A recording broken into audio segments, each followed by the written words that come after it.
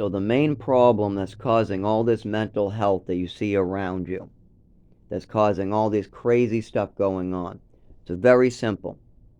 For every one person that actually has a mental disorder, there are 10 normal people who have nothing wrong with them who are having these drugs forced on them. I'll repeat that. For every one person that might be like a schizophrenic or have something really wrong with them, and that's just what they need is medication, there are 10 more people with nothing wrong with them who are having these medications forced on them so a certain population can profit. And this is what's causing a lot of the mental health crisis in America. You cannot drug people for 15 plus years who have nothing wrong with them and expect it not to have some type of detrimental effect on them. Of course it is.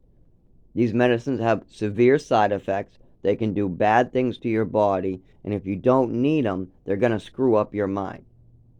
And for every one person that actually needs these medications, there are 10 people out there who don't need them who are on them.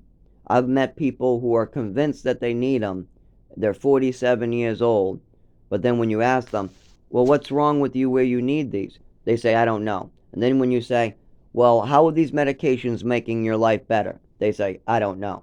Man, you're living in a subsidized apartment. You can't dress yourself. You can't cook your own food. You can't go out and do a job. You can't seem to fill out an application.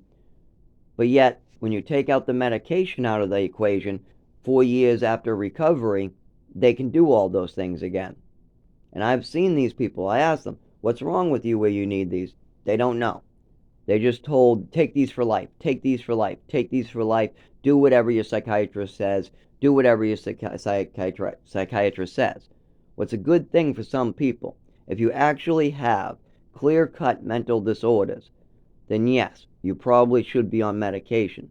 But if you don't have serious mental disorders, and the pharmaceutical companies and the doctors are overloading you with meds, it will cause some. You can make mental disorders too. You can beat somebody into getting PTSD. You can torture somebody into getting PTSD. You can give somebody more medication than they're supposed to make them sedated and passed out in the corner.